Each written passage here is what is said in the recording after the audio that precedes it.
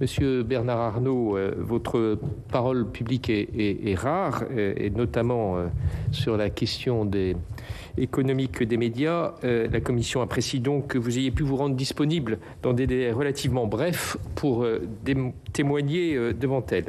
Vous êtes président-directeur général et actionnaire majoritaire du groupe LVMH, leader mondial de l'industrie du luxe. Je ne peux pas citer l'ensemble des marques que vous détenez et qui incarnent la France à l'international, peut-être juste Louis Vuitton, Dior, Tiffany, mais également le Château Yquem, l'un des vins les plus prestigieux du monde. Ce n'est cependant pas pour cette raison, peut-être malheureusement, que nous nous réunissons ce matin.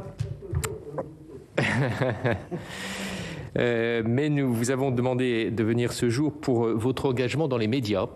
Il remonte à 1993 avec le rachat du quotidien économique La Tribune, puis l'hebdomadaire Investir. En 2007, vous avez cédé La Tribune et fait l'acquisition des Échos, puis du Parisien et du Parisien Magazine en 2015, pour constituer la holding Les Échos Le Parisien, présidé par Pierre Louette, que nous avons entendu le 2 décembre dernier. En plus des titres éponymes, le groupe détient Radio Classique et le mensuel Connaissance des Arts. Je ne suis pas exhaustif dans la présentation des titres, mais peut-être que le rapporteur y reviendra. Si nous avons souhaité vous entendre, Monsieur Arnault, c'est parce que vous incarnez avec quelques autres les grands capitaines d'industrie extérieurs aux médias qui choisissent d'y investir, ce qui constitue une spécificité française qui n'est pas nouvelle, qui est assez ancienne, mais qui évidemment mérite d'être de notre part étudiée. La Commission est donc très impatiente de vous entendre aujourd'hui. Je vous propose l'organisation qui est celle que nous suivons en fait à toutes nos auditions. Je vais vous donner la parole pendant 10 minutes en vous demandant de respecter les 10 minutes, tout simplement parce que après nous avons un certain nombre de questions à vous poser en fonctionnant sous forme de questions-réponses, le dialogue sera sans doute plus vif et plus animé, et ce qui vous permettra à travers bien sûr nos questions d'aborder des points que vous n'aurez pas pu aborder dans les 10 minutes liminaires. Je précise que cette audition est diffusée en direct sur le site internet du Sénat et elle fera également l'objet d'un compte-rendu qui sera publié. Enfin, je rappelle pour la forme qu'un faux témoignage devant notre commission d'enquête serait passible des peines prévues aux articles 434, 13, 14, 15 du Code pénal. Je vous précise également qu'il vous appartient, le cas échéant, d'indiquer vos éventuels liens d'intérêt ou conflits d'intérêt en relation avec l'objet de la commission d'enquête. Je vous invite, Monsieur Arnault, à prêter serment de dire toute la vérité, rien que la vérité, en levant la main droite et en disant « je le jure ». Je vous remercie et je vous donne donc la parole pendant 10 minutes. Monsieur le Président, Mesdames et Messieurs les sénatrices et les sénateurs, vous m'avez fait parvenir cette invitation pour vous parler d'un sujet, et je vous en remercie, qui sont les médias et leur organisation capitalistique.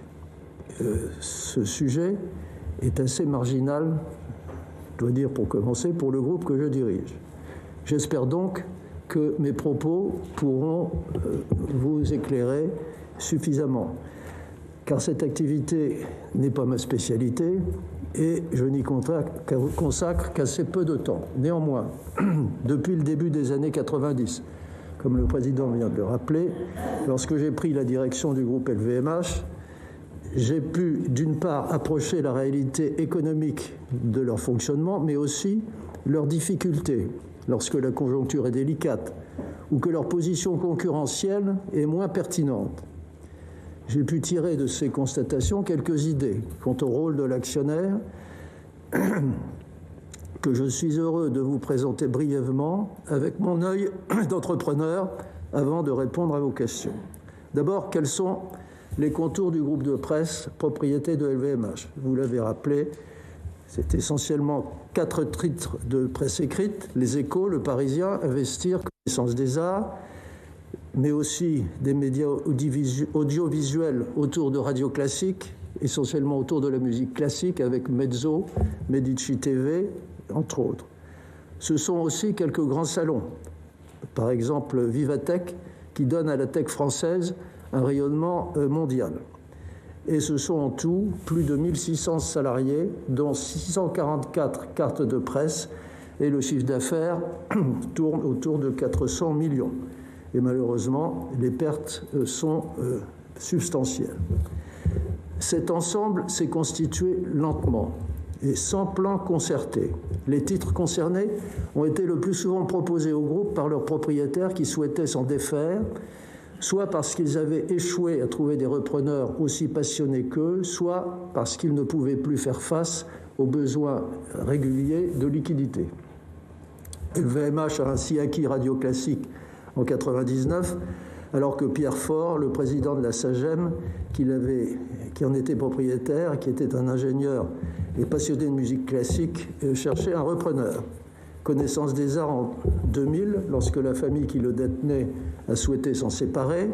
Les Échos en 2007, quand le groupe anglais Pearson voulait le vendre et qu'il était alors possible de faire revenir en France ce qui est le premier journal économique français. Le Parisien en 2016, lorsque la famille Amaury a estimé ne plus pouvoir en assumer la charge, particulièrement lourde, pour l'avenir. Et récemment, Challenge, donc Claude Perdriel, un ingénieur comme moi, mais qui a fait de la presse une des passions de sa vie et qui est très soucieux de voir son œuvre de presse s'appuyer sur des soutiens solides, a souhaité que LVMH reprenne la part minoritaire appartenant au groupe Renault qui voulait la revendre. Alors, pourquoi, me direz-vous, le groupe LVMH a acquis tous ces titres ? Les Échos, le Parisien, Connaissance des Arts, Radio Classique, Investir et les autres sont, dans leur domaine, des fleurons, des titres dont les noms résonnent dans la culture collective depuis plus de 50, voire de 100 ans. Ce sont des références, plurielles, diverses, respectées, qui sont indissociables des domaines de vie qu'ils couvrent. La vie économique et sa compréhension ne seraient pas les mêmes, je crois, sans les Échos. La vie quotidienne locale et nationale ne serait pas la même sans le Parisien aujourd'hui en France, qui en assure la couverture. La culture des marchés financiers et l'attractivité des entreprises ne seraient pas aussi diffusées en France sans Investir. Et la couverture des événements artistiques ou musicaux ne serait pas aussi riche sans Connaissance des Arts ou Radio Classique. Ils sont, dans des domaines différents, irremplaçables. C'est pour cela que le groupe LVMH a accepté de temps à autre de conforter tel ou tel titre. S'il est une référence incontournable, il nous paraissait en effet nécessaire et dans l'intérêt général d'œuvrer à sa pérennité. Aurait-il survécu s'il n'avait pas reçu l'investissement d'un actionnaire comme LVMH ? Vous me permettrez d'en douter, compte tenu du nombre de médias qui ont disparu depuis 20 ans et de l'ampleur des révolutions technologiques actuelles, leur avenir, en dépit de leur qualité, était pour le moins, à mon avis, incertain. On assiste, en effet, depuis une dizaine d'années à un bouleversement mondial et majeur dans le domaine des médias. De plus en plus de personnes, en particulier chez les jeunes, je le vois chez mes enfants, remplacent la lecture des journaux, des magazines ou la télévision par le regard quotidien sur les écrans sociaux planétaires, à travers leurs smartphones ou encore les écrans de Netflix et consorts. De plus, la publicité dépensée dans les médias traditionnels est en chute, au profit de ces nouveaux médias, à l'audience croissante et mondiale. La pérennité des titres traditionnels dont nous parlons aujourd'hui est donc loin d'être assurée à terme. Elle le serait encore moins, je le pense, si ces médias n'avaient pas d'actionnaires puissants, capables de les aider pour faire face à ce défi structurel absolument fondamental qu'il n'est pas évident de surmonter et qui nécessite, pour l'affronter, des investissements considérables. Permettre à des fleurons français de briller, c'est ce qui anime depuis toujours LVMH. Vous connaissez les maisons du groupe. Le président a l'amabilité d'en citer quelques-unes. Je ne vais pas allonger la liste, il y en a 70. Depuis la création du groupe LVMH, mon équipe a concentré toute son ascension pour bâtir le premier groupe de luxe mondial autour de ces maisons artisanales et prestigieuses, pour l'essentiel françaises. Nous employons aujourd'hui 175 000 personnes dans le monde, dont un peu plus de 40 000 en France. Le groupe anime plus de 100 sites de production des manufactures artisanales en France. Il est le premier contributeur à l'impôt sur les sociétés dans notre pays, bien que son chiffre d'affaires soit, pour l'essentiel, plus de 90%, réalisé hors de France. LVMH a également une place importante dans le mécénat, avec notamment la fondation Louis Vuitton. Tout cela était possible en s'appuyant sur les valeurs qui animent notre groupe et qui sont au nombre de 4. Je les cite succinctement. Je pourrais évidemment développer ces thèmes qui sont passionnants. D'abord, la créativité et l'innovation. Ensuite, la recherche permanente de la plus haute qualité. L'esprit entrepreneurial, indispensable au succès économique et à la motivation personnelle. Et enfin, l'engagement sociétal, social, environnemental qui donne un sens à notre action. Notre relation aux médias s'inscrit dans cette démarche. Investir dans les talents, dans l'innovation, insuffler de la créativité dans leur héritage patrimonial et un esprit de responsabilité dans leur gestion. Alors, même si l'activité média ne constitue qu'une toute petite partie de la réalité économique du groupe, nos valeurs s'appliquent à elle. Et c'est sans doute pour cela, en tout cas c'est ce que je pense, qu'à travers les dernières décennies, nous avons été à plusieurs reprises sollicités. Les vendeurs, les cadres et les journalistes concernés voyant sans doute chez LVMH un ensemble de valeurs qui leur correspondent.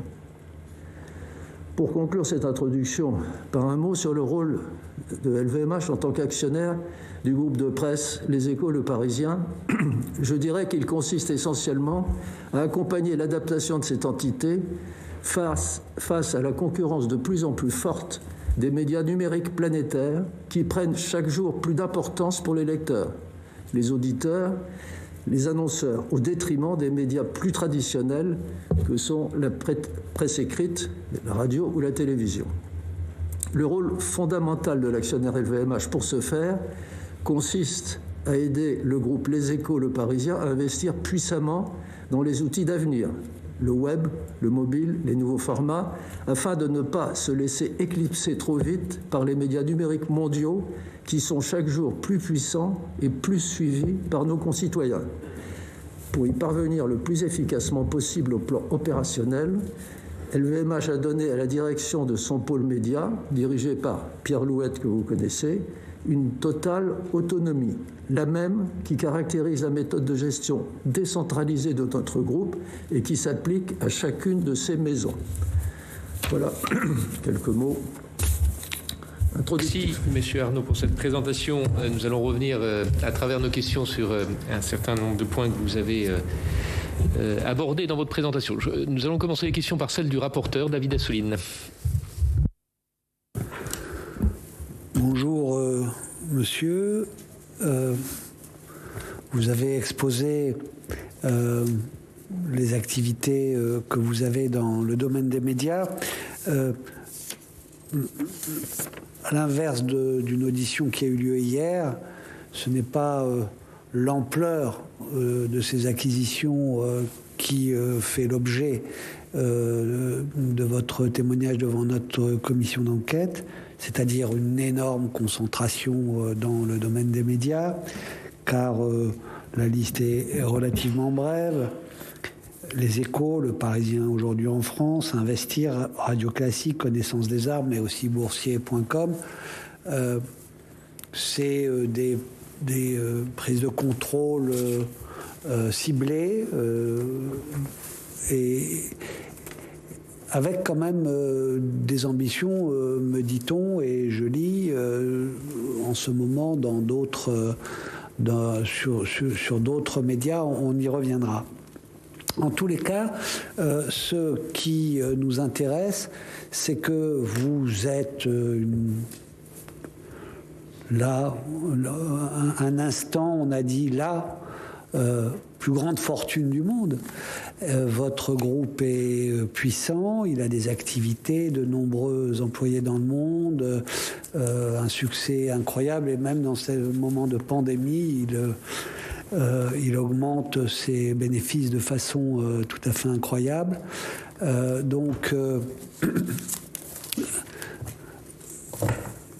on a du mal à penser que une activité qui plutôt vous avez dû capitaliser, etc., parce que elle n'est pas bénéficiaire du tout dans le domaine de médias, et alors que ce n'est pas votre métier, ça vous l'assumez, vous avez choisi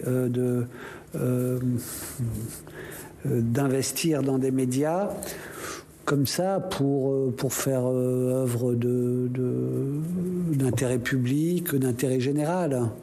Bien entendu qu'il doit y avoir un intérêt lié aussi à vos activités, et c'est ça notre interrogation, c'est comment, pourquoi des grands industriels dans des domaines tout à fait différents. Vous, c'est le luxe, mais il y a le BTP pour l'un, il y a l'armement pour l'autre, etc. Vous vous intéressez aux médias. Donc, est-ce que vous pouvez nous préciser un peu plus cet intérêt, notamment avec ce qui est dans le débat public, sur la place publique, et même avec des faits que je citerai, quand on dit que c'est un moyen d'influence, que c'est alors vous pouvez appeler ça le rayonnement, pour moyen d'influence, et aussi un moyen de contrôler un peu ce que l'on peut dire de bien ou de mal sur les activités commerciales que vous avez dans la presse. Que répondez-vous à cela? Le groupe LVMH s'intéresse, comme je l'ai dit dans ma petite introduction, aux fleurons français. Ces groupes de presse en font partie. Quand il s'est agi d'investir dans ces groupes de presse, qui représentent certes une activité déficitaire, mais extrêmement faible en valeur absolue par rapport à l'ensemble du groupe, il nous est apparu nécessaire et dans l'intérêt général de le faire. D'autant que sinon, certains de ces titres n'auraient peut-être pas survécu, et que vous parlez d'influence, notre groupe n'a aucune relation économique avec les pouvoirs publics, les marchés publics, tout ça. 90%, plus de 90% de notre chiffre d'affaires se fait en dehors de France. Donc on voit mal en quoi une activité comme celle-là, que je rangerais plutôt, en ce qui me concerne, je ne veux pas être péjoratif d'ailleurs, mais du côté du mécénat, peut nous donner une influence quelconque en ce qui concerne la marge de nos affaires, qui n'est en rien liée au pouvoir public. Donc, si vous voulez, je sais bien qu'il y a une opinion générale qui est de dire les investisseurs dans la presse sont des hommes de médias qui veulent intervenir, mais dans quel but? En ce qui nous concerne, on ne voit pas l'objectif.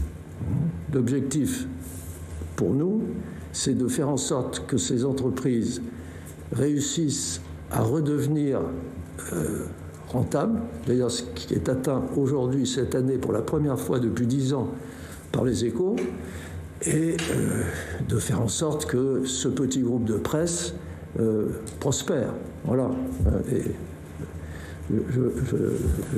c'est notre objectif. Il ne va pas plus loin. Vous savez qu'il y a eu un certain nombre de reproches dans la façon dont vous avez interféré dans des activités de presse. Je donne plusieurs exemples. Vous vous souvenez qu'à la suite de cette une de Libération vous concernant, vous avez supprimé l'ensemble de la publicité de LVMH avec 150 000 € de publicité en moins pour le quotidien de la part du groupe. C'était en septembre 2012. En novembre 2017, il y avait eu une enquête du Monde, etc., toujours concernant les Paradise Papers. Et Le Monde a été privé de publicité aussi pour une auteure estimée à 600 000 €. Vous confirmez que ça peut être En ce qui concerne Libération, est-ce que vous avez vu la une en question? Est-ce que vous aviez lu, monsieur le sénateur, la une en question? Vous avez vu? Ça vous avait paru tout à fait normal d'avoir un titre aussi agressif contre la première entreprise française pour une motivation fausse, parce que j'ai jamais eu l'intention de devenir résident fiscal belge. C'était un fantasme, encore une fois. Ça vous aurait plu d'avoir ça.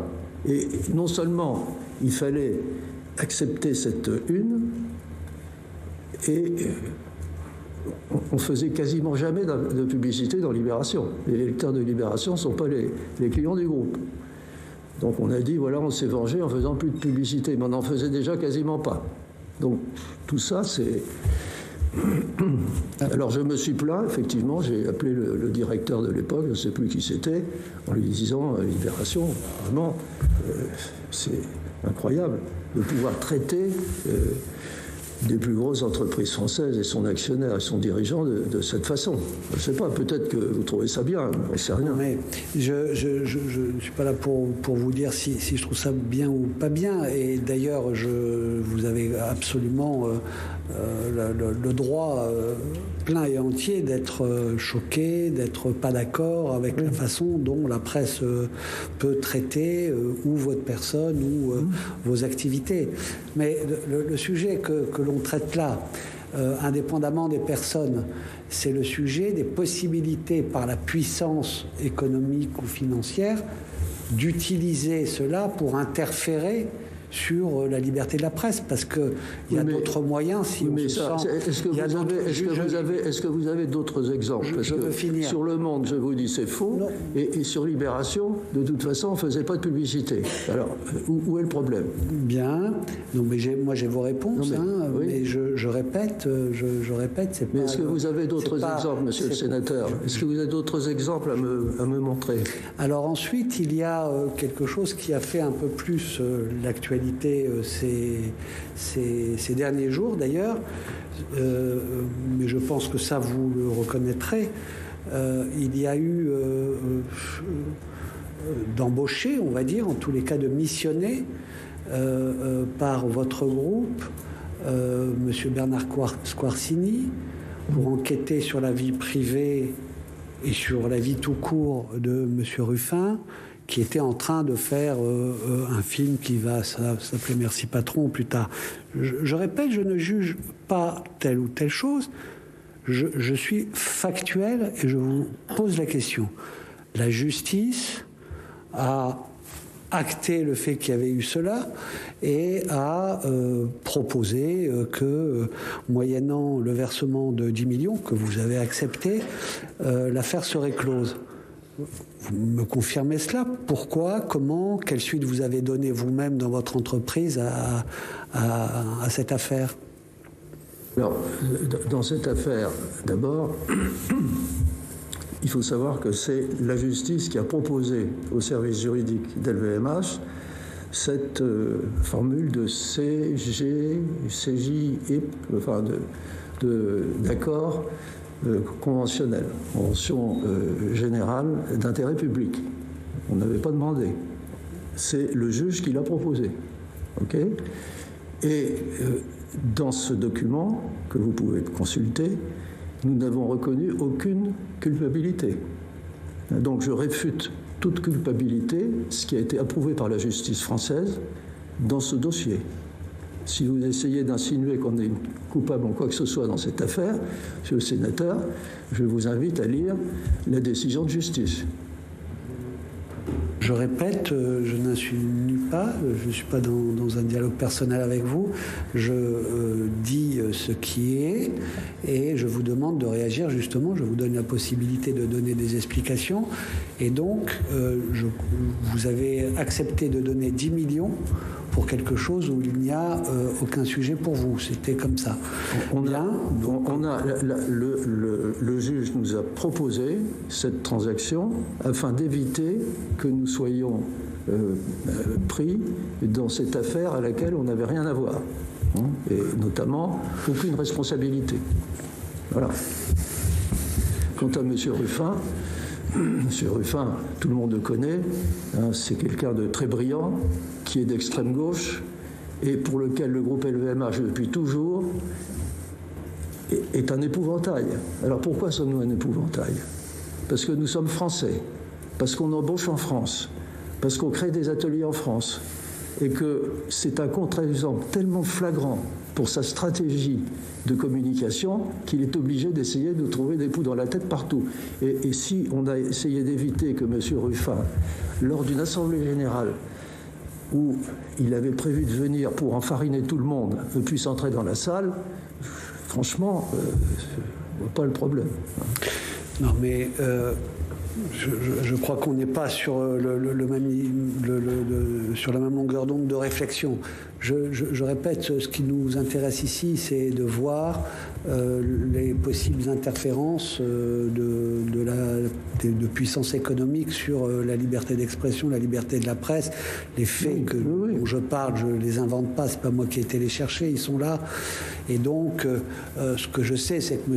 Ruffin, dans cette affaire, lui, n'accepte pas le jugement, c'est-à-dire et que vous l'acceptez, que vous donnez 10 millions uniquement parce que vous considérez que c'est c'est-à-dire que maintenant, si quelqu'un vous attaque alors que les faits sont infondés, pour pas qu'il y ait d'affaires, c'est ça, pour pas qu'on en parle, eh bien, vous donnez 10 millions. Je pense pas que c'est complètement comme ça, mais la presse a documenté les choses, chacun se fait une opinion, mais moi j'ai eu votre réponse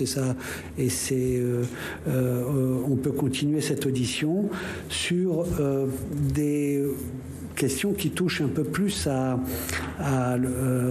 vous me confirmez que vous êtes encore en participation dans l'opinion, avec le journal Opinion, le journal L'Opinion.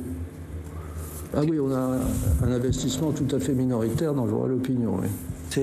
Moi j'ai 24,8%. Alors, ensuite, il y a la régie publicitaire. Comment la régie publicitaire du groupe Le Parisien et Les Échos agit vis-à-vis des marques du groupe LVMH? Comme la régie publicitaire de tout organisme de presse, hein, elle a des relations avec les marques et elle essaye de les convaincre d'acheter des publicités dans leurs journaux. Et d'ailleurs, je ne sais pas si vous avez posé la question à Pierre Louette, hein, mais il se plaint régulièrement du fait que nos marques n'investissent pas assez, et plus dans d'autres médias. Donc, le problème là, c'est plutôt le fait que le groupe est sous-investisseur par rapport aux autres dans les magazines du groupe. Et ça, vous pouvez le vérifier, je peux vous donner les chiffres. Pouvez-vous nous préciser les raisons qui vous ont poussé à dénoncer le pacte d'actionnaires qui vous liait à Arnaud Lagardère en septembre dernier? Autre acteur industriel, mais qui est investi dans la presse. Arnaud Lagardère, j'ai essayé de le soutenir, je l'ai soutenu, et on arrivait à un moment où il avait choisi un autre partenaire, c'est tout, pour son organisation capitalistique. Donc, je crois qu'on a été associés dans une société en commandite et qui a été ensuite transformée dans une société normale. Donc, à partir du moment où il n'y avait plus de commandite et plus tellement d'intérêt d'avoir un accord particulier avec lui, puisqu'il devenait président, directeur général d'une société anonyme, si je me rappelle bien de la structure qui a été faite. Voilà. Alors, c'est sur le même sujet, parce qu'il est très, très lié y compris à l'audition que nous avons eue hier et que nous aurons plus tard avec M. Lagardère, pour qu'on comprenne bien, y compris ce qui va se passer. Pouvez-vous nous dire, vous étiez, partisan de prendre les parts chez Lagardère que finalement M. Bolloré a obtenu. Pouvez-vous nous raconter un petit peu ce qui s'est passé et, à votre avis, en tous les cas au moins à votre avis, ce qui a fait qu'un autre choix a été fait par M. Lagardère et pensez-vous inévitable l'OPA qui aura lieu le mois prochain probablement du groupe Lagardère du groupe Bolloré sur le groupe Lagardère, Europe 1, Paris Match, Journal du Dimanche et les maisons d'édition. Bon, écoutez, quand Arnaud Lagardère m'a appelé il y a 2 ans, c'est parce qu'il était confronté à un activiste, si je me rappelle bien, qui était entré dans son capital. Il m'a donc demandé si j'étais prêt, et ça c'est pas LVMH, ça c'est ma société familiale, à participer dans sa société personnelle en commandite. J'essaye de ne pas me tromper.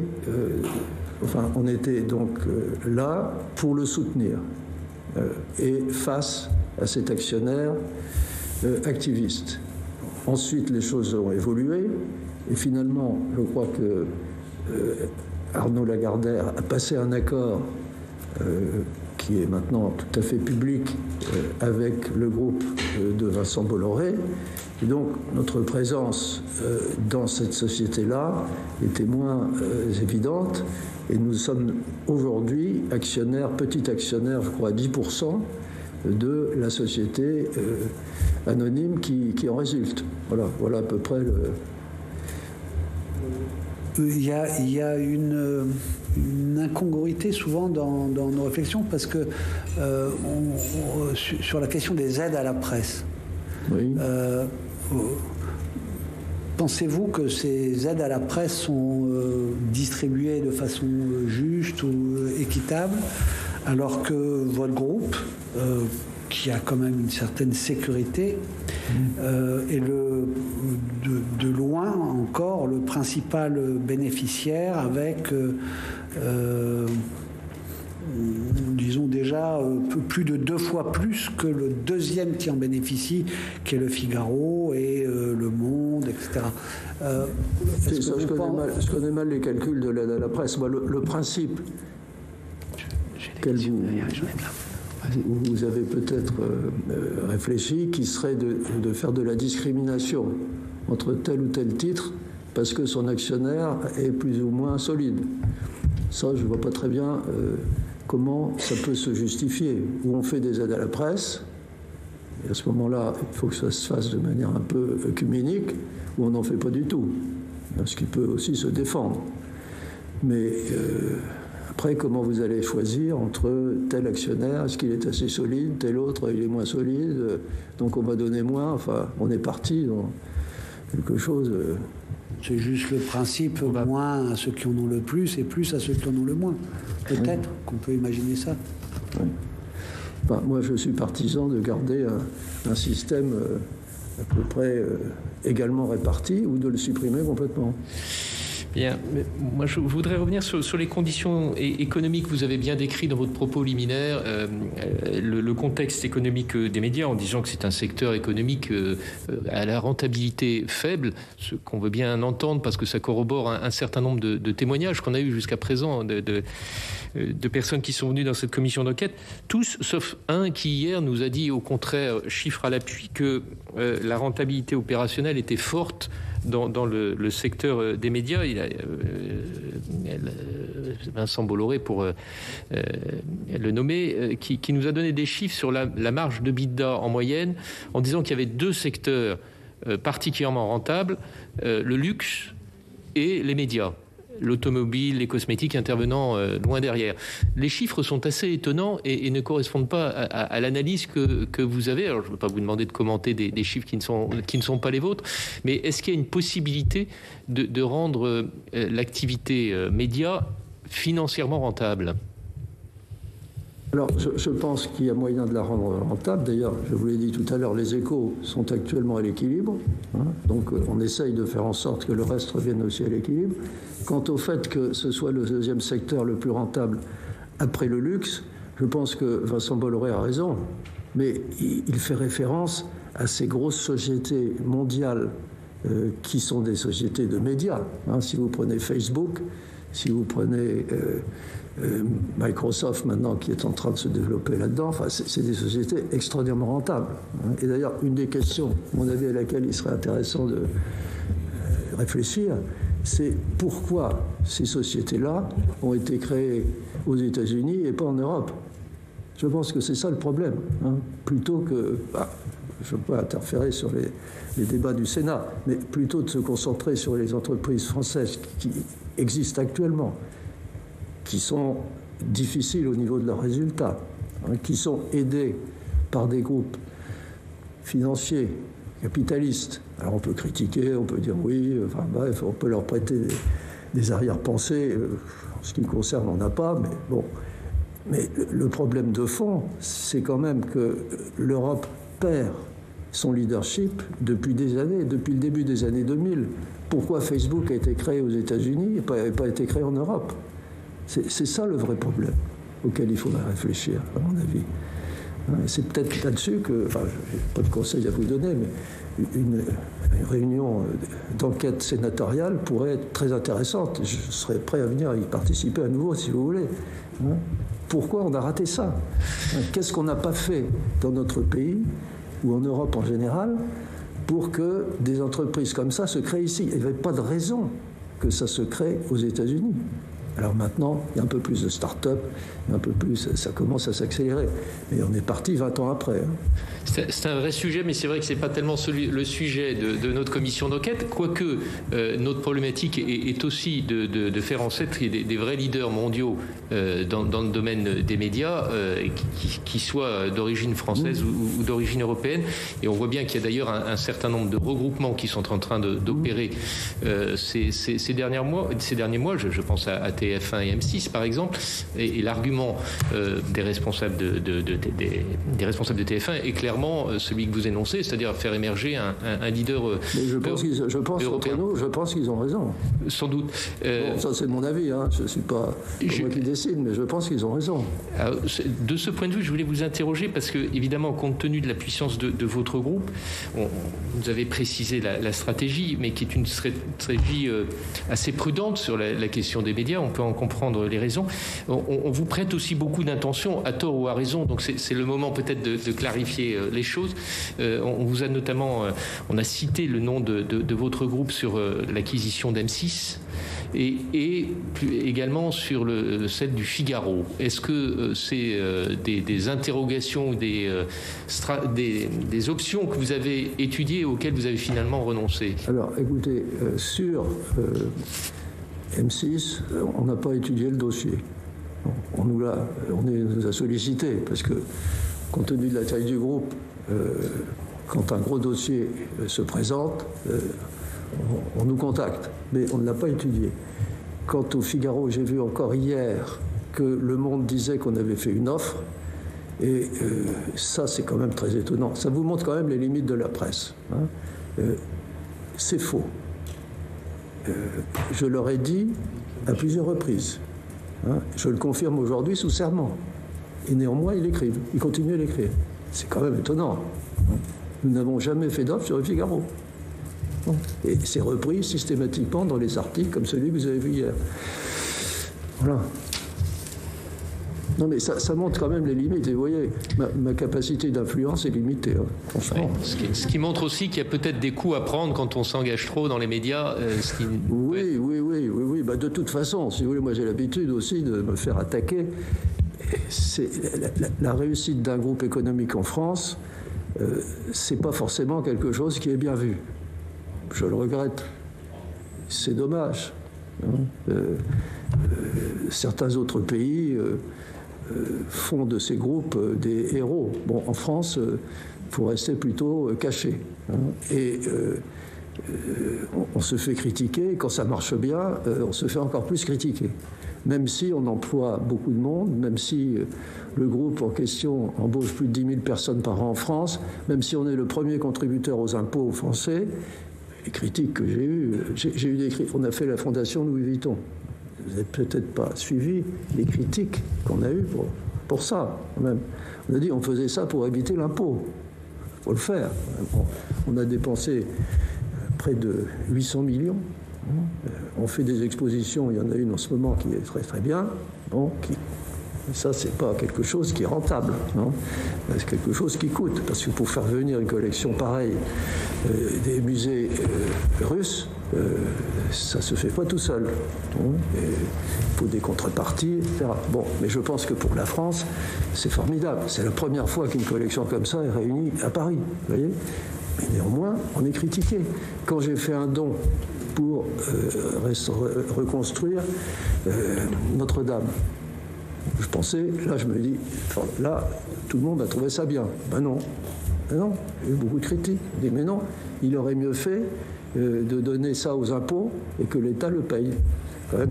Quelle forme d'impôt ? Non mais je vous dis juste, il y a un État, et peut-être que ça explique aussi pourquoi les grands entrepreneurs potentiels, les jeunes, les chercheurs, etc., devant cet environnement, ont du mal à aboutir en France.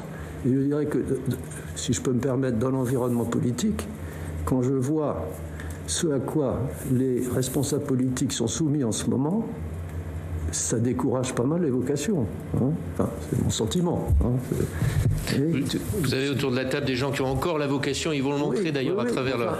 Moi je vois, mais je connais, j'ai un certain nombre d'amis dans le secteur, c'est difficile. Les maires qui sont attaqués sans arrêt, ça décourage un peu quand même. Je vais donner la parole à mes collègues maintenant pour leurs questions. Jean-Raymond Guenet. Merci, Président. Bonjour, Monsieur Arnaud. Si j'en juge par le nombre de photographes qui vous attendaient ce matin, et si j'osais, je dirais que c'est un luxe de vous recevoir ici au Sénat. Vous avez fait référence tout à l'heure à votre vision d'entrepreneur, et à titre personnel, c'est bien celle-là que je viens chercher ce matin, et dont je crois nous avons bien besoin au sein de la commission d'enquête. Votre réussite et celle du groupe est totalement exceptionnelle et elle est française. Vous l'avez dit, et croyez bien qu'un bon nombre de personnes en France en ont conscience. Elle ne tient pas au miracle, elle tient à la fois au travail acharné, à l'intelligence et à la détermination. Vous avez donné d'ailleurs les 4 axes principaux de façon globale de votre stratégie.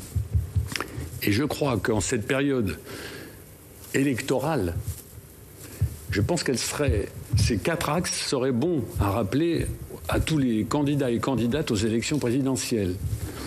La créativité, la haute qualité, l'esprit d'entreprise, l'engagement, et vous avez même rajouté après, ce à quoi nous sommes excessivement attachés ici au Sénat, la gestion décentralisée.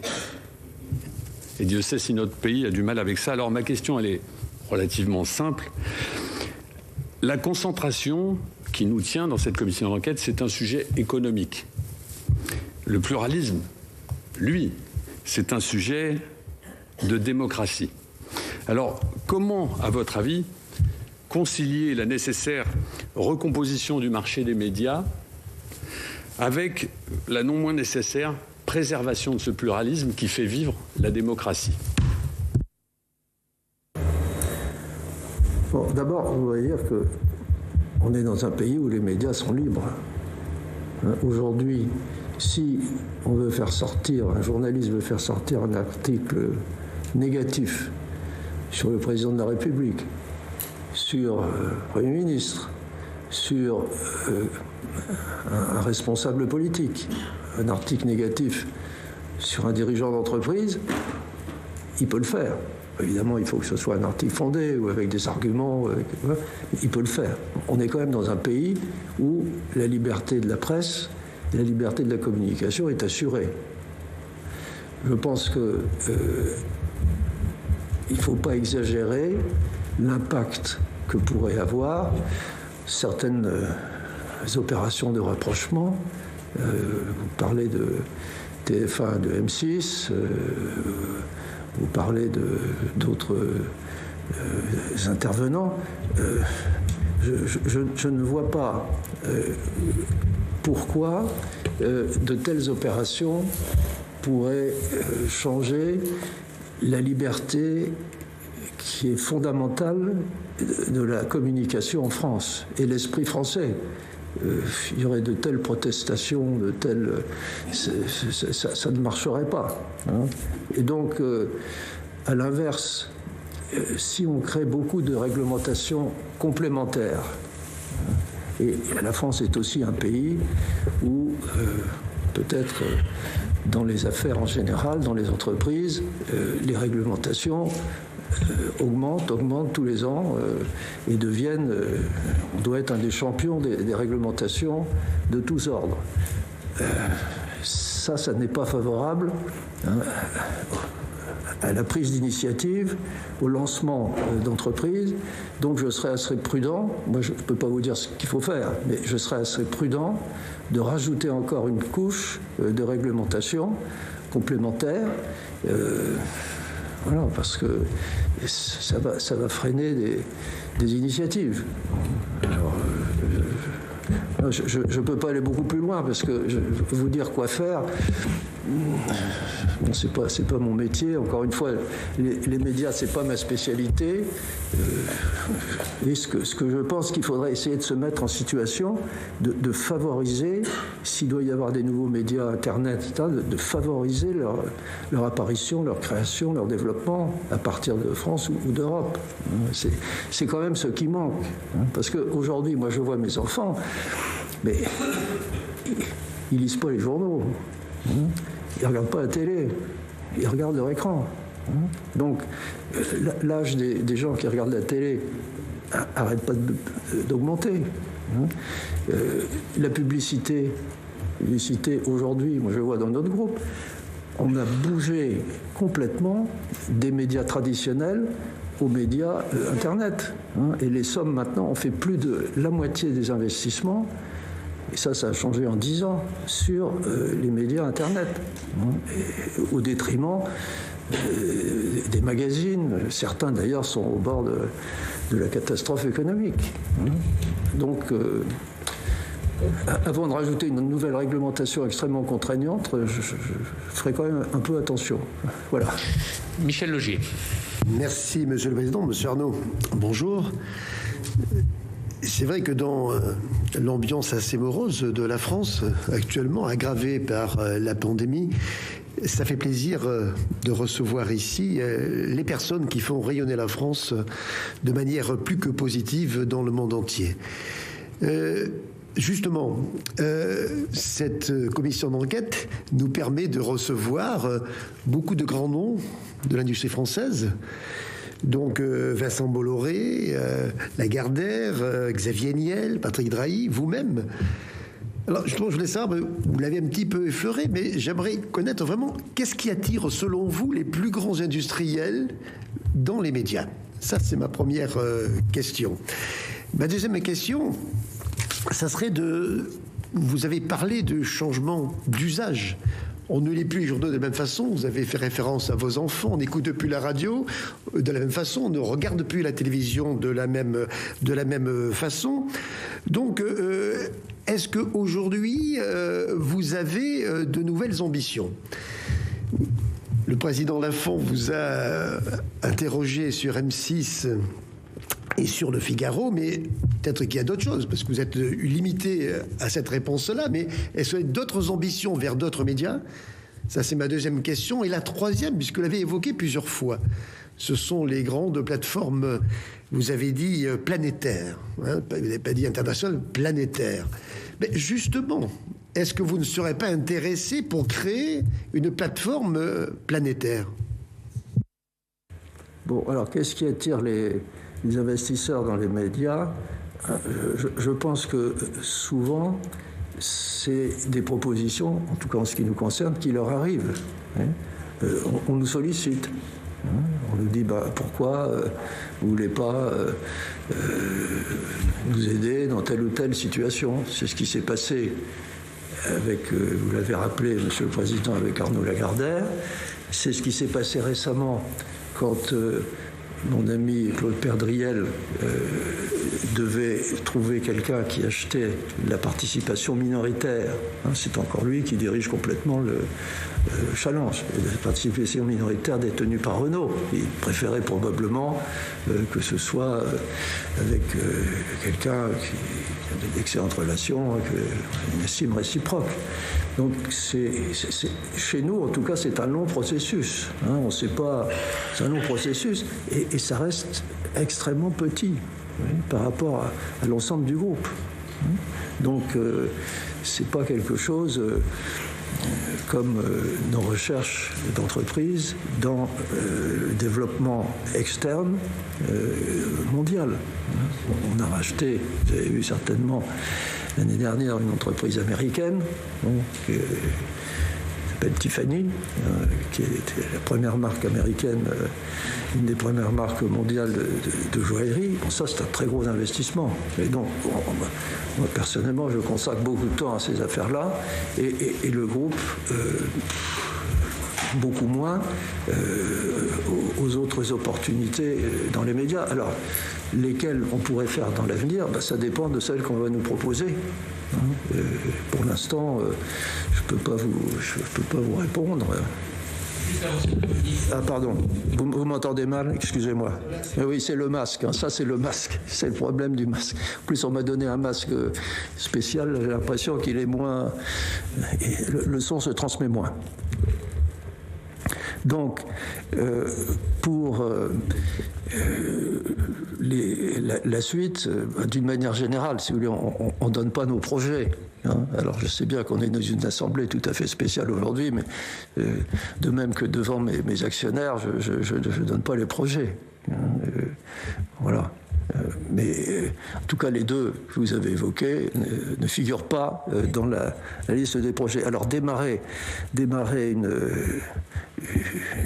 une société, ce que je peux vous dire, c'est qu'on participe depuis longtemps dans toute une série de start-up. Je ne sais pas si vous le savez, vous ne savez peut-être pas, mais par exemple Netflix. En 2000, j'étais un des actionnaires de départ de Netflix. On avait pratiquement, dans mon groupe familial, près de 20% de cette société. Et d'ailleurs, c'est très amusant, parce qu'à l'époque, le business model n'avait rien à voir. Ils envoyaient par la poste des petits DVD que vous louiez pendant un mois et que vous leur renvoyiez. Et le fondateur m'avait expliqué, mais maintenant, avec le développement de l'Internet et tout ça, on va faire de la vidéo on demande, vous allez voir, ça va être le nouveau système. Et ça a marché. Bon, alors après, moi je peux pas faire ça. Je peux participer, aider, financer, par mon groupe familial, des créateurs. Qui doivent avoir la flamme et l'idée. Parce que ce qui compte dans un lancement de start-up comme ça, c'est à la fois l'idée et après, c'est la mise en œuvre. C'est d'ailleurs, quand vous regardez Facebook, c'est d'ailleurs assez étonnant de voir qu'à l'époque où Zuckerberg a lancé Facebook, pas mal d'autres sociétés avaient la même idée et se sont lancées en même temps. Et la seule qui ait marché, vraiment, c'est Facebook. Parce que l'exécution était parfaite. Et Donc, dans les entreprises, c'est la même chose dans mes entreprises. Il y a l'idée, il y a la créativité, il y a le créateur génial, mais après, il faut exécuter. Et si l'exécution n'est pas là, ça a beaucoup moins de chances de fonctionner. Mais moi, ça m'intéresse beaucoup. Oui. On regarde d'ailleurs des startups. On est actionnaire actuellement de la plus grosse licorne française, qui s'appelle Black Market, et qui vend sur le net des téléphones reconditionnés, qui ont en plus un côté écologique.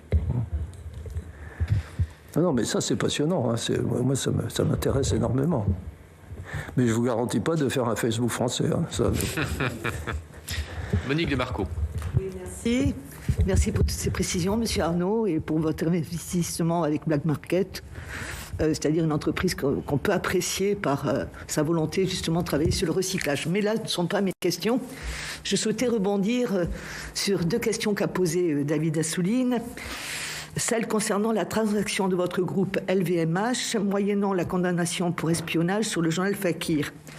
Un constat, aucun des journaux dont vous êtes propriétaire, comme Les Échos, Le Parisien, n'ont relayé cette information. Peut-on considérer ceci comme une forme d'autocensure ou un non-événement? C'est ma première question. Ma deuxième question, votre groupe Les Échos, Le Parisien, qui est aussi propriété de LVMH, a capté en 2019 24% des aides directes à la presse. Vous critiquez souvent l'intervention de l'État, le service public et les emplois publics. Néanmoins, votre groupe se taille la part du lion, pourrait-on dire, dans les aides publiques sur la presse. N'y voyez pas une contradiction? Telle est ma question. Alors, concernant les aides, je crois que j'ai répondu. Si vous voulez, les aides, elles sont réparties en fonction de chaque titre, d'une certaine méthode. On peut critiquer ça. Bon, c'est pas à moi de régler le problème. Je ne suis pas.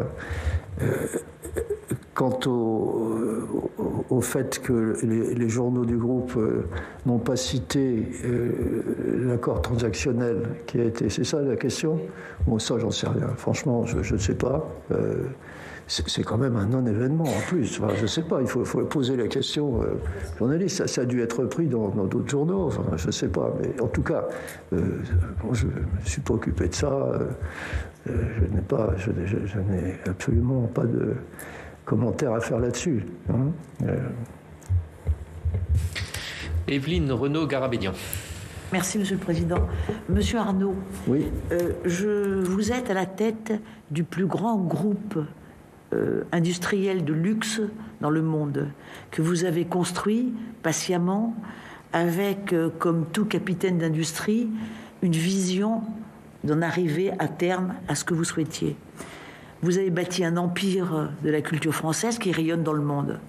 Je vous avoue que moi, j'en suis très fière. Malheureusement, en France, la réussite n'est pas toujours, ou je dirais même rarement, vue d'un bon œil, et encore moins admirée ou citée comme exemple.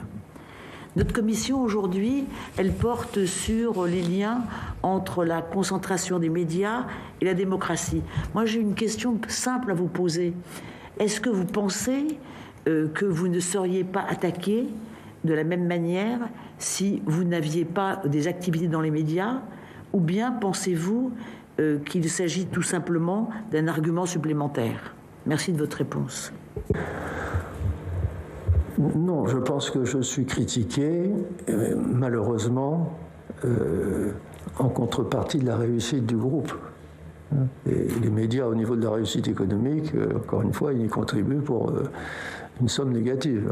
Donc, la critique, malheureusement, et elle n'est pas générale non plus, il ne faut pas exagérer, mais dans toute une série d'interventions de responsables politiques, vous en citez un tout à l'heure, c'est pour eux presque mauvais de voir la réussite d'une entreprise française. Vous savez qu'aujourd'hui, LVMH est la première entreprise européenne. Bon, à l'échelle mondiale, d'ailleurs, ce n'est pas non plus énorme. On est plus petit que les géants dont on parle, les Facebook et compagnie. Mais c'est une réussite économique qui est en France, qui s'appuie sur la création d'emplois, qui s'appuie sur le développement de l'artisanat. On a un travail pour la formation des artisans français. On a un institut des métiers d'excellence qui forme des milliers d'artisans pour essayer de conserver ces métiers en France. Voilà, tout ça, c'est extrêmement positif et c'est reconnu comme tel par une bonne partie de l'opinion. Mais c'est vrai que les critiques sont dérangés par les succès français, d'une certaine façon. Alors, est-ce que le fait d'avoir des médias augmente ou pas les critiques? À mon avis, c'est un peu indifférent, je pense, voyez. Je pense. Julien Bargeton, qui est derrière son écran. Julien Bargeton. Bonjour à toutes et à tous. Julien Bargeton, sénateur de Paris. Merci, Monsieur Arnaud, de votre présence. Félicitations pour la Fondation et les très belles expositions qu'elle organise. Ça a été un plus énorme pour la capitale de la France. Alors, en octobre dernier, la Société des journalistes des Échos a demandé au directeur de la rédaction à ce que la mention propriétaire des Échos soit systématiquement apposée quand sont cités votre groupe LVMH, ses holdings ou ses filiales. Ces règles, qui proviennent d'une charte éthique adoptée il y a une dizaine d'années, manquent parfois de lisibilité. Que pensez-vous de ce type de charte? Que fait votre groupe pour les rendre plus lisibles? Trouvez-vous normal qu'on indique à chaque fois vos fonctions lorsque vous êtes cité dans un article? Et de même pour le Parisien, que vous possédez depuis 2015, qui ne s'est pas, lui, doté de telle charte. Est-ce que vous pensez qu'il serait plus simple, plus lisible, eh bien, à chaque fois que vous êtes mentionné, pour éviter les débats qui ont été cités dans cette commission, que tout simplement on rappelle que vous êtes propriétaire de tel ou tel journal au moment où vous êtes cité? C'est fait parfois pour certains propriétaires dans certains journaux, mais pas systématiquement. Que pensez-vous de ce sujet? Merci beaucoup. Surtout, monsieur le sénateur, que c'est appliqué même aux Parisiens. Et que même aujourd'hui dans le Parisien, quand on parle du groupe LVMH ou de moi ou des projets, il y a toujours une mention propriétaire du Parisien. Moi, je n'ai pas d'exemple en tête où ça n'ait pas été fait. Voyez. Donc je suis d'accord avec ça, je trouve ça normal et je pense que c'est fait.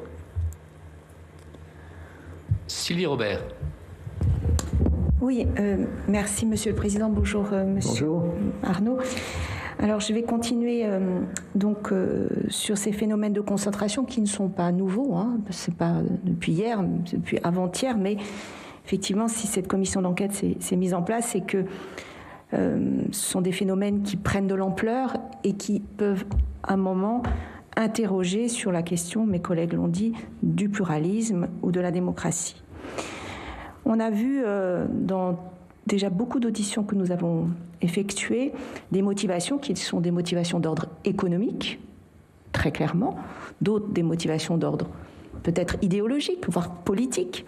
Vous nous avez dit, moi ce qui était important par rapport aux valeurs du groupe, c'est de pouvoir répondre aux propositions que l'on m'a faites pour sauver, je le dis sauver, je ne sais pas s'il faut employer ce terme, les fleurons de notre culture, on va dire, française. Et parallèlement, et c'est un sujet très important dans ce contexte, l'évolution des usages, des grandes plateformes, font qu'à un moment, on s'interroge sur ce qui va se passer demain. Et je voudrais du coup vous poser deux questions très simples. Est-ce que, et vous l'avez dit dans notre audition, je ne vous demande pas un avis tout de suite sur la question de la fusion TF1-M6, mais vous avez dit « je pense qu'ils ont raison ». Ça m'amène à vous poser une question. Et vous pensez qu'aujourd'hui, il faut encore plus concentrer, donc pour pouvoir, parce que c'est quand même ça, être en capacité de lutter, ou en tout cas par rapport à cette grande plateforme numérique, est-ce qu'on en a encore les capacités? Ou parce que c'est une des motivations qui est énoncée, c'est-à-dire que face à ce contexte-là, il faut devenir de plus en plus gros. Et du coup, est-ce qu'aujourd'hui vous ne pensez que ça a du sens? Et du coup, ma deuxième question, est-ce qu'au contraire, parce que ces phénomènes interrogent, questionnent sur ces questions de pluralisme, il ne faudrait pas peut-être inventer un autre modèle qui permettrait justement, parce qu'on a toujours été attaché à la question de la diversité dans notre pays, on le voit dans d'autres domaines d'ailleurs, je pense à la musique par exemple, est-ce qu'il ne faudrait pas au contraire, et là du coup en tant que législateur c'est important pour nous de vous entendre, inventer un autre modèle qui permettrait non pas de concentrer, mais de travailler sur des seuils, de travailler sur des garanties qui existent déjà, hein, mais d'aller au-delà pour pouvoir, ou alors des participations qui soient un peu différentes. En fait, le modèle économique de la presse aujourd'hui, qui permettrait de donner une valeur ajoutée à ce contexte qui, vous l'avez dit, n'est pas ni français ni européen, mais américain, voire même, et sur lequel on a quand même du mal aujourd'hui à lutter. Merci. Écoutez, moi je pense que, effectivement, le problème de la télévision, c'est l'apparition d'une concurrence internationale, je disais planétaire, de toutes ces créations relativement récentes, YouTube, Netflix, etc., qui exercent une concurrence très forte par rapport à la télévision classique. Quel est l'inconvénient d'une concentration et quel est son avantage? L'inconvénient que vous envisagez, j'imagine, c'est au niveau de la communication, de tout ce qui concerne les journaux télévisés, etc., qui seraient regroupés. Il faut savoir quand même qu'aujourd'hui, je ne suis pas là pour défendre TF1, je n'ai absolument pas parlé aux gens de TF1, hein, mais c'est TF1 sur ce plan-là, même si le niveau d'âge de leurs téléspectateurs augmente régulièrement, hein, ils sont quand même en tête très très nettement. Et je crois que M6, sur la partie communication, ils ne sont pas extraordinairement forts. Donc, l'union faisant la force en matière économique, pour lutter contre ces nouvelles plateformes, je pense qu'ils sont mieux de réunir leurs efforts plutôt que d'avoir deux entités séparées. Et la télévision aujourd'hui, ce qui intéresse le plus, me semble-t-il, quand même, c'est le sport et les films. Et pour faire ça, il faut des moyens de plus en plus gros. Justement, parce que Amazon, est-ce qu'on veut laisser Amazon diffuser de manière exclusive les matchs de foot français? Je ne sais pas, peut-être. Est-ce que la Formule 1, qui reprend de l'intérêt, doit être diffusée en France, en dehors des chaînes françaises? Donc, plus un groupe de télévision a les moyens d'investir, plus il a les moyens de faire face à cette concurrence-là. Moi, je raisonne comme ça, sans connaître vraiment le sujet. Hein. Je ne me suis jamais intéressé tellement à la télévision. Je vous l'ai dit tout à l'heure, M6, je n'ai pas regardé le dossier. Bon, mais c'est un réflexe d'entrepreneur. Hein. Et les craintes que vous avez... Il y a quand même de moins en moins de jeunes. Moi, je vois mes enfants, hein, est ici aujourd'hui, ils ne regardent pas le journal télévisé. Hein. Et donc, d'ici 25 ans, qui va regarder le journal télévisé? Je ne sais pas. Hein. Bon.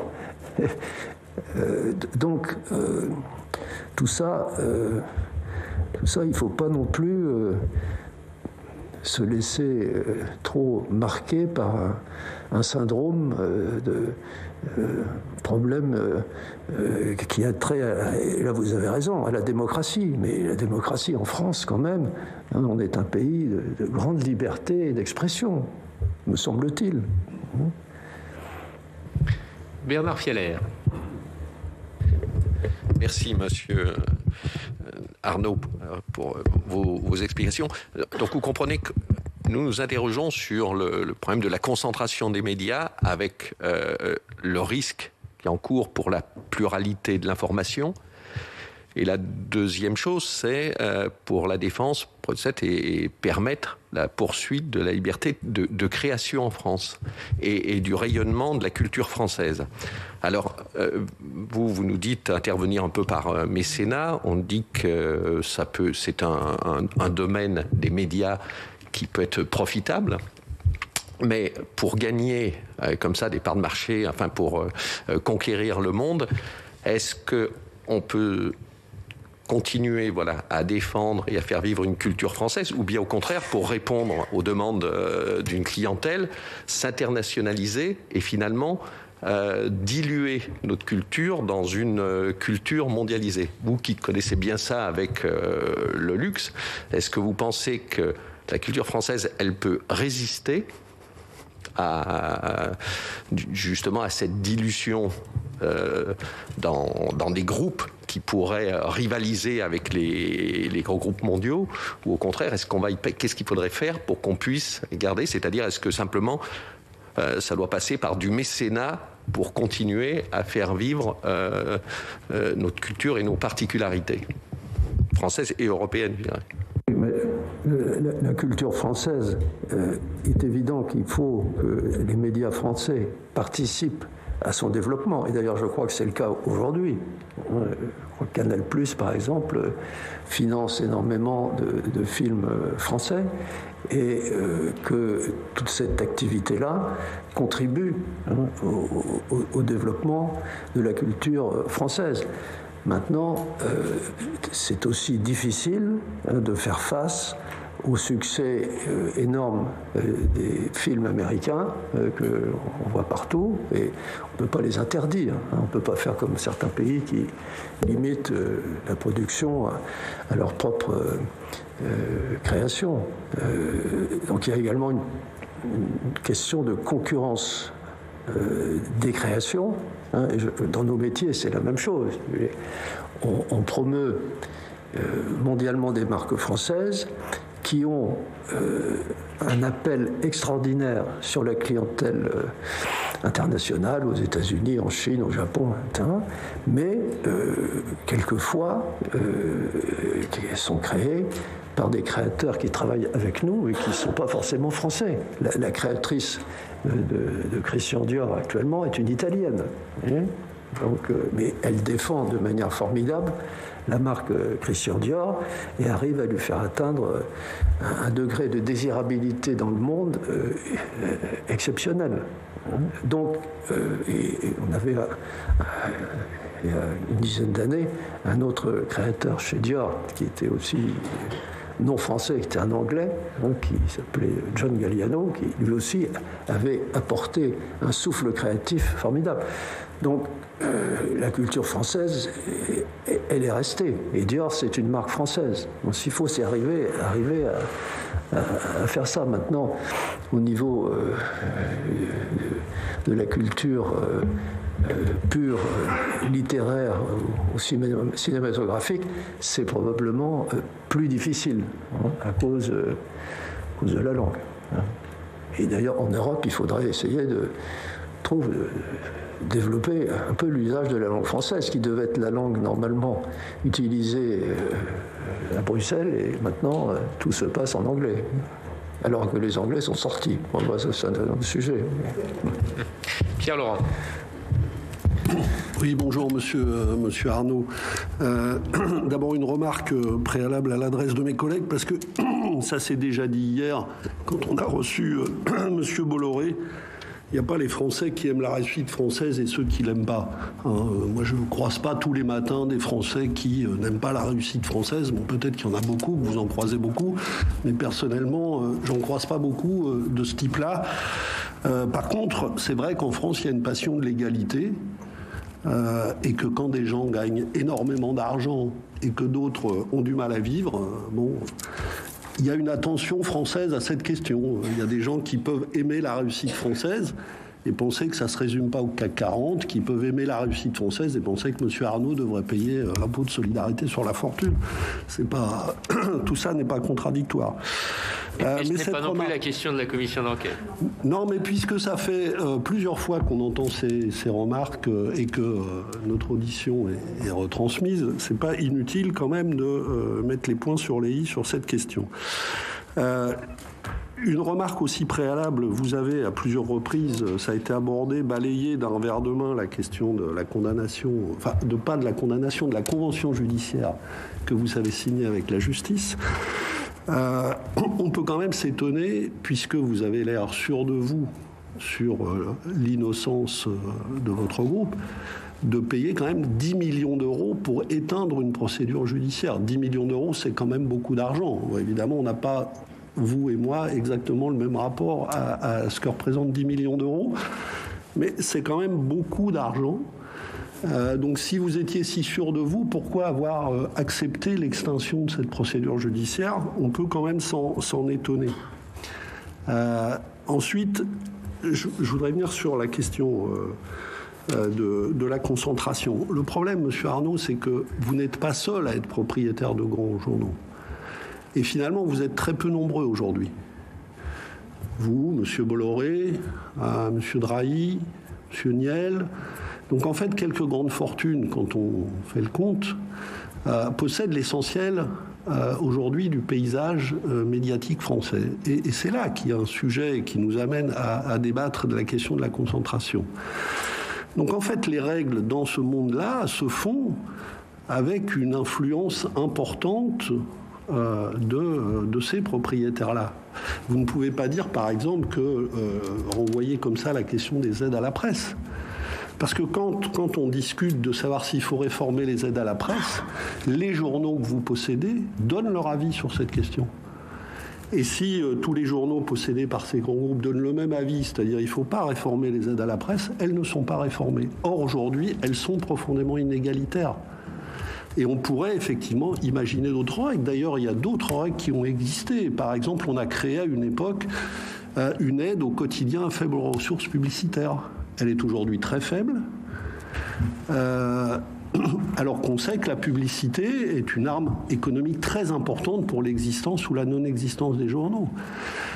Donc oui, vous avez un avis sur ces questions-là. Vous avez un avis à travers les titres que vous possédez aujourd'hui, et vous avez de l'influence à travers les titres que vous possédez sur la question des aides à la presse, sur la question de faut-il ou non renforcer les lois anti-concentration, faut-il ou non réformer la répartition de la publicité qui fait vivre ou fait mourir des titres de presse aujourd'hui. Donc vous êtes un acteur de cette question. Vous ne pouvez pas juste dire, parce que on vous voit défiler les uns après les autres, vous nous dites, mais moi je suis un tout petit acteur de ça. Monsieur Bolloré nous a dit hier, vraiment tout petit.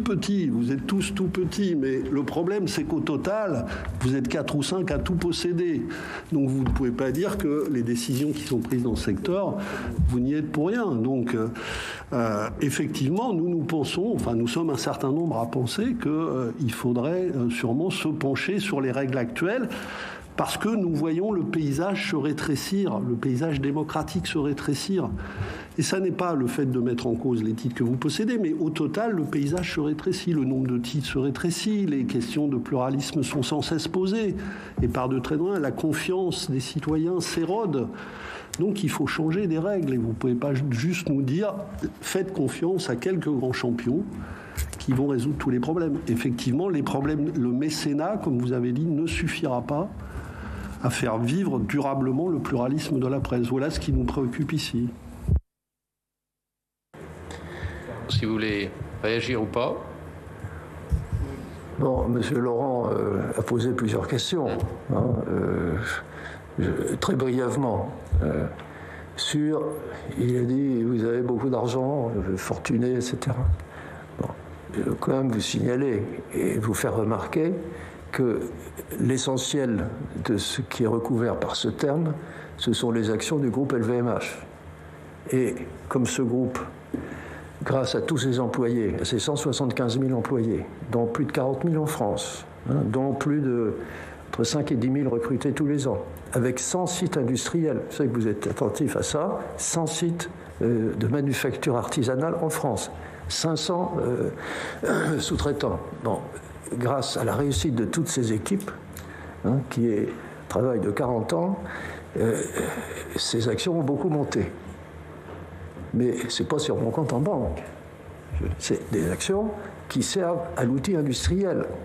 Donc il ne faut pas confondre celui qui a gagné au loto et qui peut aller dépenser et un industriel comme moi qui a des actions qui valent cher. C'est vrai, le total vaut cher, mais elles sont là, elles sont inamovibles, et je ne peux pas les utiliser pour mes dépenses personnelles. Elles sont partie de l'actif industriel de la France et probablement la plus belle entreprise de notre pays, et qui d'ailleurs fait la fierté de ses employés. Vous qui êtes attachés aux ouvriers, etc., vous savez très bien que une employée qui rentre chez Vuitton, pour elle, c'est formidable. Elle a un salaire supérieur à ceux qui sont payés dans son environnement. Elle a un travail tout à fait intéressant et c'est vraiment extraordinairement valorisant. Et d'ailleurs, on construit des ateliers régulièrement. Voilà, donc, je voulais vous dire, quand vous avez ce terme richesse, oui, d'accord, ça vaut de l'argent. Mais c'est un outil industriel. Ce n'est pas de l'argent sur un compte en banque. Alors, les 10 millions qu'on a payés, bon, d'abord, je l'ai rappelé tout à l'heure, ça, c'est une demande qui nous a été faite par la justice. Alors, pourquoi on a accepté ? Nous avons été, dans le papier qui a été signé, reconnus non coupables. Mais si on ne faisait pas ça, on était embarqué dans un procès par ricochet. M. Ruffin, tous ces gens-là seraient amusés à nous mettre dans ce procès, qu'on aurait probablement, on en serait sorti. Attendez, laissez-moi terminer. Il n'y aura pas de jugement. Vous avez éteint la procédure judiciaire. Non, mais attendez, laissez-moi vous expliquer. Juste laisser finir, monsieur Arnaud. Expliquer la logique. Ce procès aurait duré plusieurs années. Pendant plusieurs années, le nom du groupe aurait été mêlé à une histoire, je ne sais pas exactement laquelle, voilà, qui elle continue, de procédure. Et on a effectivement préféré éviter ça, éviter d'avoir le nom du groupe traîné dans la procédure judiciaire pendant plusieurs années, alors qu'on n'avait rien à se reprocher, et on a accepté, à la demande du juge, de payer cette somme. Voilà. Et qu'est-ce qu'elle est, qui à l'échelle du groupe était abordable, et c'est tout. C'est pour éviter de, quelque sorte, abîmer un petit peu l'image du groupe dans un procès. Bon, alors après, sur la concentration et tout ça, c'est vrai que on peut en discuter. Concentration, moi je pense que les actionnaires, aujourd'hui, ils sont très utiles à l'avenir des médias dont ils sont propriétaires, en particulier nos médias. Et qu'est-ce qu'on essaye de faire ? Je pense que Pierre Louette a dû vous l'expliquer quand vous l'avez auditionné. On essaye de les transformer dans le monde numérique pour justement arriver à concurrencer cette concurrence énorme des médias américains. Et pour faire ça, ça nécessite beaucoup de moyens. Et on arrive petit à petit, quand on est arrivé au quotidien, aux Parisiens, il n'y a quasiment pas d'abonnés numériques. Aujourd'hui, on a, je crois, près de 40 000 abonnés. Et ça augmente très vite. Et c'est ça qu'il faut développer, mais ça coûte beaucoup d'argent. Et les abonnés numériques, comme vous savez, ça rapporte beaucoup moins que ceux qui achètent le journal en papier. Vincent Capo-Canellas. Merci, Monsieur le Président. Merci, Monsieur Arnaud, de votre éclairage. Je voudrais d'abord rappeler que l'objet de la commission d'enquête, je l'ai sous les yeux, c'est de mettre en lumière les processus ayant permis ou pouvant aboutir à une concentration dans les médias, en France et d'évaluer l'impact de cette concentration sur la démocratie. Je le dis parce que on a abordé de ci de là un certain nombre de questions, de procédures qui semble-t-il sont closes et qui me semblent un peu étrangers à l'objet qui est celui de votre présence. Je voudrais rappeler que on est nombreux à être conscients que nous avons besoin d'investisseurs et que nous avons besoin de capitaines d'industrie. Et je crois que votre groupe fait rayonner la France. Bon. Alors, ceci posé dans les médias particulièrement, il y a le sujet qui est celui de la commission d'enquête, c'est-à-dire la concentration dont on nous dit depuis lundi, puisqu'on a eu un professeur d'université, on a eu un de vos collègues investisseurs, on comprend que la concentration est effectivement un sujet qui peut avoir une utilité, notamment pour résister face aux géants d'Internet et pour promouvoir les valeurs démocratiques françaises à l'étranger. Bon. Alors, comment on règle ça? Parce que en France, on a un peu peur de la concentration et tout le monde nous dit effectivement, si vous regardez, on n'est pas très gros. Bon. Mais est-ce qu'il n'y a pas une amélioration à conduire pour faire que, certes, il y ait de la concentration, mais que sur la question des rédactions, l'indépendance, etc., est-ce qu'on ne peut pas apporter une pierre qui donne une garantie? Ça, c'est un peu la première question. Et deuxième question, tout à l'heure, vous avez un peu esquissé le sujet. Comment vous voyez la capacité collective de la France à résister face aux géants d'Internet? Qu'est-ce qui nous manque? Arnaud.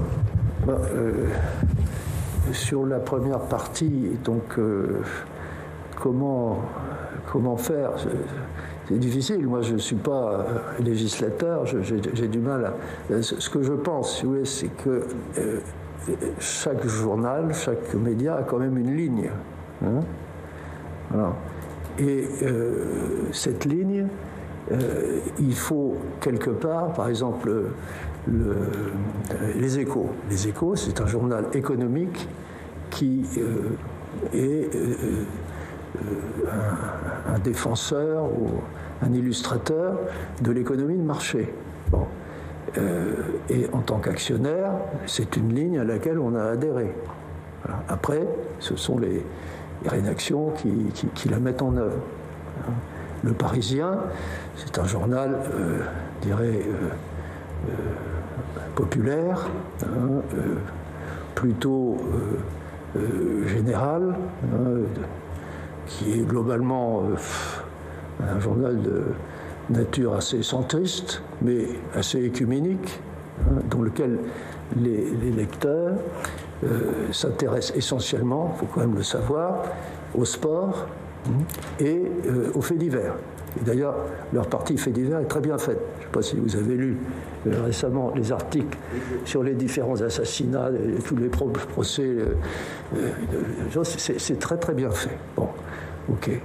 Non, ce que je veux dire par là, c'est qu'en tant qu'actionnaire, moi ça me va très bien. Après, le journal est responsable. Ce qu'il faut éviter, même, c'est que se mettre dans une situation où l'actionnaire se trouve, parce que, je ne sais pas, les nouvelles réglementations éventuelles sont trop compliquées ou trop strictes, se mettre dans la situation où la ligne change. Et par exemple, si demain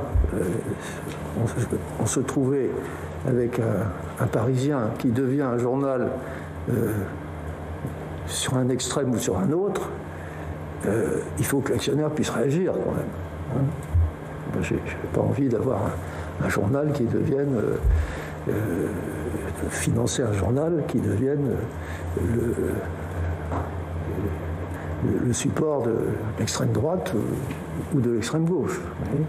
Et s'il y a une indépendance absolue, totale, on ne sait jamais. Donc il faut quand même qu'on puisse réagir à un moment ou à un autre.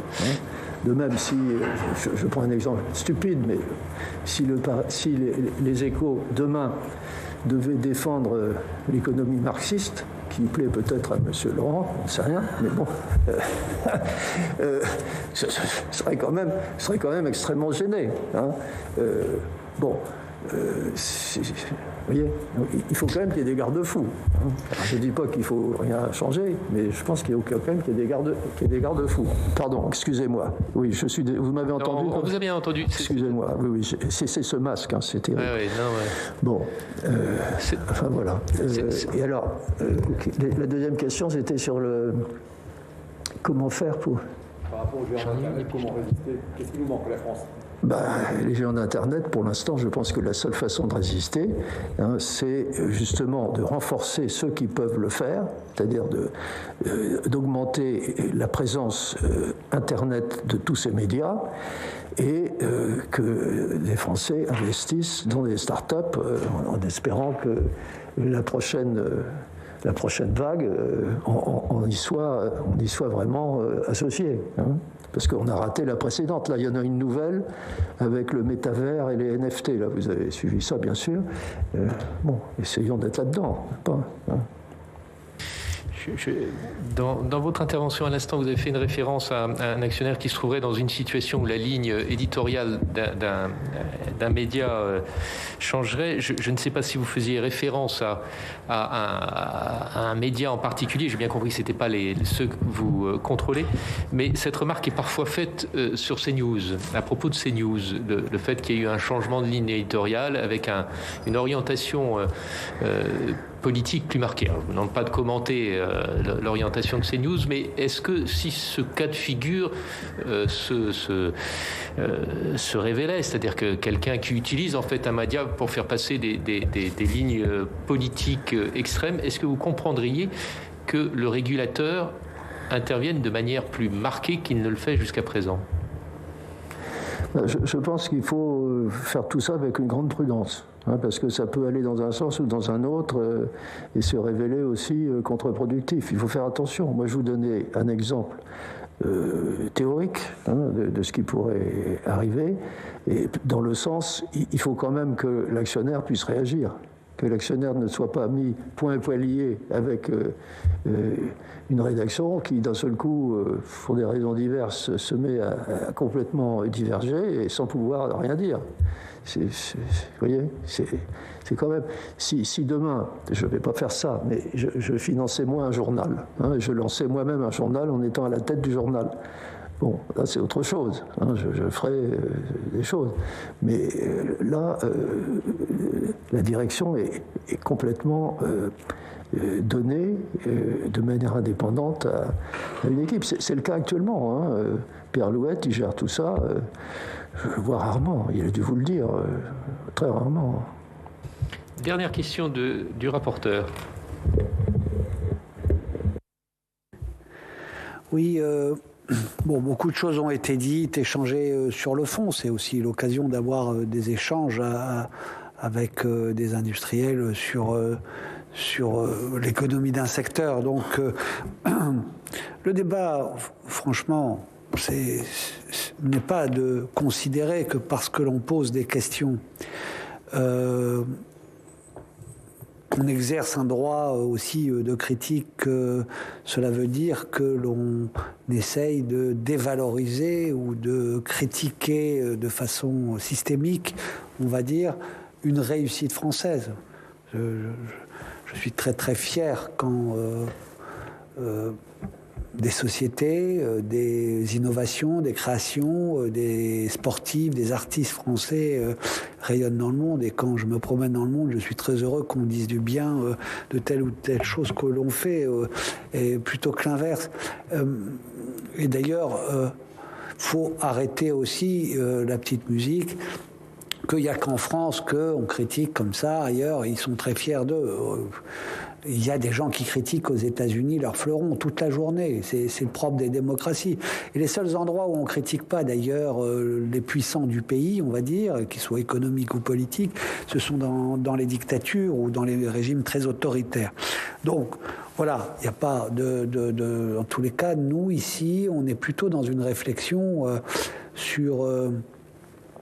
ouverte sur comment réussir à faire qu'il puisse y avoir un secteur de l'audiovisuel, de la presse, même de la création, puisque l'audiovisuel touche pas seulement à l'information, qui puisse être puissant dans un monde très dur de concurrence, notamment avec le numérique qui est arrivé et les plateformes, tout en gardant justement ce qui est une force et une fierté française, un système démocratique, d'une presse très diverse, d'un audiovisuel avec une régulation qui justement faisait que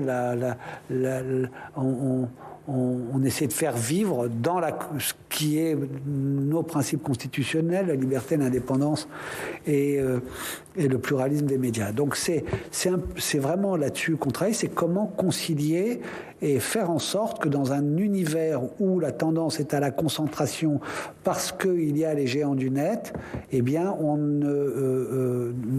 n'écrase pas cette diversité, ce pluralisme qui passe par du foisonnement, par des petites entités aussi qui doivent pouvoir vivre, par des niches, etc., et pas par des monopoles qui étaient l'ancien système de l'ORTF. Donc voilà, cette mise au point. Ensuite, une deuxième remarque et une question. Je suis très étonné de ce que vous nous avez répondu à M. Pierre-Laurent et à moi-même. Voilà, on laissera juge les uns les autres, mais quand même, une commission d'enquête, c'est important ce que l'on peut y dire. Je lis le compte-rendu du Monde. Alors, s'il y avait eu un démenti de votre part, je comprendrais, mais qui dit « Cette enquête a notamment mis en lumière la surveillance, etc. » Et puis dit textuellement, le groupe de Bernard Arnault reconnaît ainsi les faits et accepte de régler au Trésor public une amende de 10 millions d'euros contre l'extinction de l'action. Bon, donc vous avez dit absolument l'inverse. Bon, vous maintenez cet inverse. Pardon. Le micro, monsieur Arnault, parce que sinon on ne va pas vous entendre. Voilà, merci. Pardon. Oui, c'est la deuxième erreur de ce journal que l'on a noté aujourd'hui. C'est faux. On n'a absolument pas reconnu de culpabilité dans cette chose-là. Mais lisez le document juridique. Je n'ai pas dit culpabilité, et moi je ne dis rien d'ailleurs parce que je n'ai pas enquêté. C'est le journal qui dit reconnaît ainsi les faits. Voilà. Reconnaît ainsi les faits. Et d'ailleurs, ensuite, tout le reste, y compris des déclarations de vos représentants à l'audience, vont dans ce sens de dire que, y compris, le ménage a été fait dans la maison, ce sont des faits anciens, et c'est pour solder des faits anciens. C'est bien ça. Il n'y a aucune culpabilité du groupe LVMH. Et c'est la raison pour laquelle on a signé ce document à la demande de la justice. Ensuite, alors, ma question, elle est la suivante, qui est pour une précision, parce que je l'ai posée de façon peut-être un peu... Vous avez dit, en gros, que vous êtes rentré dans le secteur de la presse à des moments où des titres étaient en difficulté et qu'on vous le demandait. Je pense qu'au printemps dernier... c'est vous qui avez fait une promesse de rachat, une proposition de rachat pour le JDD et pour Paris Match. Vous me confirmez cela? Pareil, nous on lit dans la presse, donc on a l'occasion de vous poser les questions directement. Alors qu'il y avait une négociation avec M. Bolloré, M. Lagardère. Mes équipes ont probablement examiné différentes choses, mais on n'a jamais fait de proposition, non. Même précisément, on dit que vous avez fait une proposition d'offre de 80 millions. Donc ça, vous ne confirmez pas? Non. Très bien. Une question? Question. Merci, monsieur Arnault, d'avoir répondu à nos questions.